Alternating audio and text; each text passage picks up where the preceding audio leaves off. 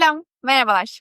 Bugün Bir Derdim Var serisinin 3. videosunu çekeceğiz. Eğer bu serinin bir önceki videosunu izlemediyseniz şuralara bir yerlere onun linkini de bırakacağım. Bilmeyenleriniz için kısaca bir formatı anlatayım. Ben arkadaşlarımdan bana dertlerini yazmalarını istedim. Sonra o dertlerini alıp şöyle bir fanus yaptım. Bu fanustan bir dert çekeceğim ve o derdi de nacizane kendime göre yorumlamaya çalışacağım. Siz de derdinizi hem bir sade vatandaş hem de bir psikolog olarak benim değerlendirmemi isterseniz kanalıma abone olup aşağıya yorumlara ya da şuralarda paylaşacağım mail adresine derdinizi yazıp gönderebilirsiniz. Dedikten sonra videomuza geçebiliriz. Evet, buradan bir dert çekeceğim. Biraz eğiyorum ağzı dar olduğu için. Karıştıralım. Bu formatı her çekmeye çalıştığımda çok geriliyorum başta. Ama sonra çok eğlenceli geçiyor. Evet, şunu tuttum.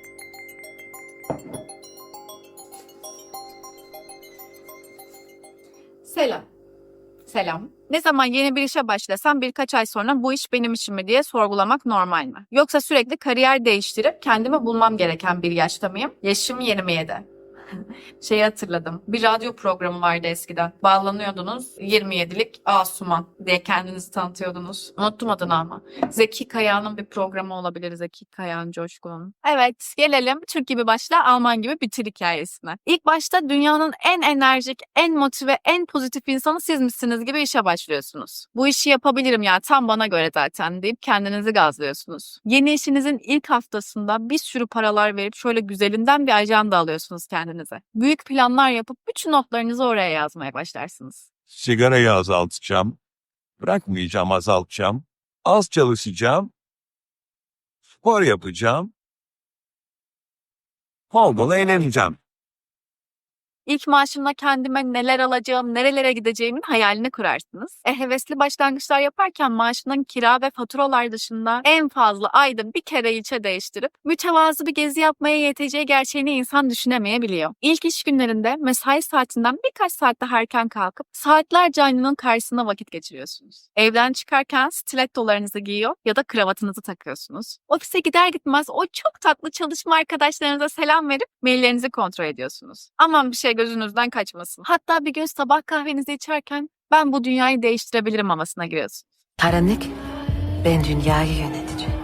Yolda yürüyüşünüzden araba sürüşünüze kadar her şeyiniz değişiyor. Tabii bir zaman sonra bu iş benim işim mi sorusu kafanızda yankılanmaya başlıyor. O sorunun aklınıza gelmesi, içinizdeki tüm umutların ve hayallerin birden çökmesi gibi bir şey. İşinizin hep aynı şeyleri yapmaktan ibaret olduğunu fark ediyorsunuz. Ve sonra bir gün her şeyin çok sıkıcı olduğunu düşündüğünüz o an geliyor. Beni burada tutan şey ne diye soruyorsunuz kendinize. Her sabah aynı saatte içilen kahve mi? Yoksa öğle yemeği diye yenen ve geneli sağlıksız olan yiyecekler mi? Ama korkmayın, evde sebze meyve yemeye kalksanız bile pestisitten dolayı aslında çok da sağlıklı olmayacaktı. İsterseniz yiyeceklerinize pestisit analizi yaptırabilirsiniz. Ama tabii onun ücreti de Şubat ayı itibariyle 1000 TL'den 4300 küsür TL olmuştu. Ay yok ya, tepkilerden dolayı bu zam geri alınmıştı. O yüzden yiyecek analizinize hala 1000 TL'yi yaptırabilirsiniz arkadaşlar. Oyuna devam.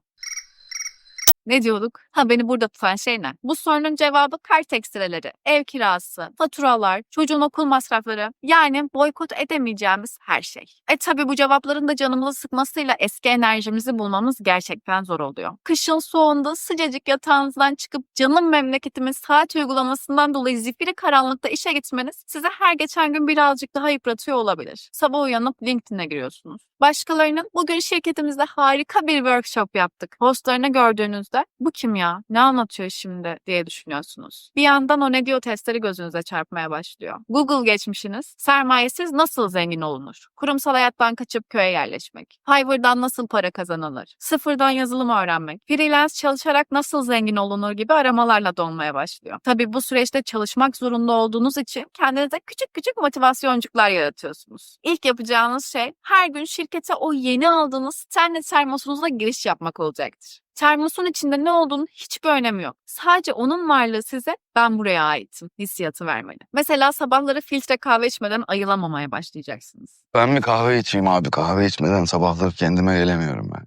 Niye yalan söylüyorsun şu anda? Gün boyu cam şişenizdeki tarçın ve limon kabuklu suyunuz masanızın üzerindeki en güzel yerde durmuyorsa imkanı yok, çalışamıyorsunuz. Öğle molalarında Starbucks'a gidip iş arkadaşlarınızla ballandıra ballandıra Decathlon sponsorluğunda yaptığınız tatlısı outdoor etkinliklerinizi anlatıyorsunuz. İş çıkışlarınız ve hafta sonlarınız network oluşturmak için o mekandan başka bir mekana, o etkinlikten bir başkasına koşuşturmakla aslında sevmediğiniz şeyleri sırf ortamlarda ben de yaptım diyebilmek için hobi olarak benimsemeye çalışmakla geçiyor. Tabii bunca motivasyona rağmen ben bu işi gerçekten seviyor muyum sorusu zaman zaman size uğramaya devam ediyor. Ama o noktada işinize devam ederken ya aslında tam olarak sevmesem de ben bu işe de alışırım. Bir süreliğine devam ederim. En kötü sonra değiştiririm diyorsunuz. Hatta bazı günleriniz diğer günlerinizden biraz daha az kötü geçti diye tam ben bu işte uzun süreler çalışırım derken o ay gelen elektrik faturanızın sizden daha özgür olduğunu görüyorsunuz. Bu kulelik elektrik saatine sokulan elektrik faturasından dolayı yangın çıktı. Yüreğimiz yanıyor. Özellikle son fatura güncellemelerinden sonra.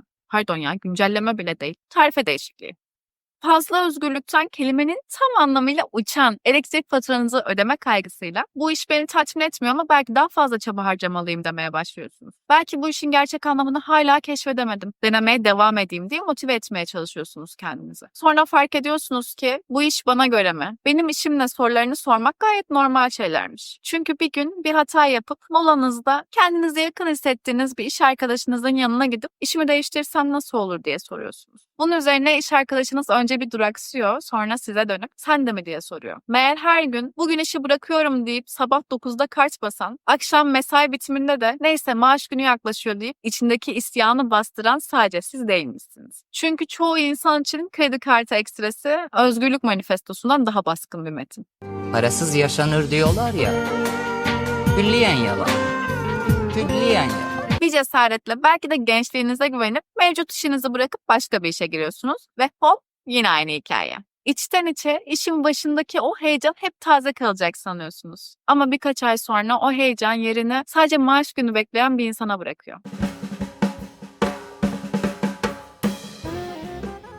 Bu işi seviyor muyum? Belki de birkaç sene sonra fark edeceksiniz ki bu sorunun cevabı asla evet olmayacak. Ama insan her şeye alışıyor ve insan maalesef her şeye alışır. Kariyer kaygıları ve iş değişikliği arayışları çoğu zaman kişisel kimlik arayışının bir yansımasıdır. İnsanlar kariyerlerinde ilerlerken yaptıkları işin kendi değerleriyle ne kadar uyumlu olduğunu sorgularlar. Bu süreç bir tür kimlik ve anlam arayışı olarak da görülebilir. Bu arayışın bir kısmı kişinin işini sevip sevmediğiyle, diğer kısmı ise genel yaşam amacının bir parçası olarak doğru kariyer yolunu bulma çabasıyla ilgili. İnsanlar kariyerlerinde yönlerini bulmaya çalışırken içsel bir boşluk hissiyle karşılaşabilirler. Birçok insan kariyerinin başında heyecanlı olabilir ve işin başında her şey mükemmel görünebilir. Fakat bu heyecan yerini zamanla tatminsizlik duygusuna bırakabilir. Bu iş benim işim mi sorusu kişinin beklentileriyle gerçekler arasındaki farktan kaynaklanır. Psikolojik olarak bir kişinin yaptığı işin anlamını bulamaması, kişisel tatminsizlik ya da özgüven eksikliği gibi duygusal zorluklara yol açabilir. Bu soruyu sıkça sormak aslında kişinin profesyonel tatminini, kişisel gelişimine ve kariyerine dair beklentilerini sürekli olarak değerlendirdiği anlamına gelir. Ancak bu durumun sıklaşması kariyer arayışının bir problem haline gelmesine neden olabilir. Kariyer arayışındaki belirsizlikler daha önceki seçimlerin doğru olup olmadığı konusunda bir kafa karışıklığı yaratabilir. Okuduğunuz üniversiteye ya da bölümünüz sizin için doğru bir tercih miydi? Bu kaygılar genellikle bütün bu işler ne olacak sorusuyla daha da derinleşir. Kariyer değişikliği arayışı aslında kişilerin hayatlarını daha anlamlı ve tatmin edici bir hale getirebilmek adına yaptıkları içsel bir sorgulamadır. İnsanlar düzenli olarak beni tatmin edebilecek bir işim var mı sorusunu sordukça aslında daha derin bir anlam ve özgürlük arayışına girerler. Fakat bu soruların sık sık sorulmasının akabinde muhtemel yaşanacak olan kaygıların kaynağı genellikle kişinin ne yapmak istediğiyle ilgili bir belirsizlik ve korku hissetmesi. İnsanlar hayatlarının bir noktasında hangi yolu seçmeleri gerektiğiyle ilgili kesin bir yön bulamadıklarında kimliklerini yitirmiş hissedebilirler. Bu kariyer kaygısı yaşayan birçok kişi için normal bir aşama olabilir. Ancak bu belirsizlik zamanla kişinin kişinin kendi değerini daha iyi tanımasına ve neyi gerçekten yapmak istediğine dair derinlemesine bir keşfe yol açabilir. Yaşadığınız bu süreç kişisel gelişim açısından oldukça kritik bir dönemdir. Hissedilen kaygı ve belirsizlikler insanın kendi kimliğini daha sağlıklı ve güvenli bir şekilde bulmasına olanak sağlayabilir. Özellikle günümüzde daha çok genç nesiller arasında kariyer değişikliğini daha yaygın halde görüyoruz. Bu durum kişilerin sabırlı olmadan ve sürekli değişim peşinde koşarak kendi kimliklerini ve kariyerlerini keşfetmeye çalışmalarına neden olabilir. Ancak psikolojik olarak sürekli iş değişiklikleri bir noktada tatminsizlik hissiyatını daha da derinleştirebilir. Kişilerin iş hayatındaki belirsizlikleri aşmak için daha fazla öz farkındalık geliştirmeleri, kendi değerlerini ve güçlü yönlerini tanımaları önemli. Ayrıca işin ne kadar tatmin edici olduğu konusunda sağlıklı bir değerlendirme yapabilmek, kaygıları ve belirsizliği yönetmek açısından önemli bir adım. Kariyer kaygısı yaşayan insanlar için önemli olan şey bu sürecin geçici bir süreç olduğunu anlamak. Belirsizliklerin ortasında kişiler sürekli kim olmalıyım sorusuyla karşı karşıya kalırken buna odaklanmak ve bu kaygıları yönetebilmek psikolojik sağlık açısından önemli. Sosyal destek, doğru yönlendirme ve kişisel farkındalık bu süreci sağlıklı bir şekilde atlatmanızı mümkün kılabilir. Diyorum ve videoyu buraya kadar izleyip dinlediğiniz için çok teşekkür ediyorum.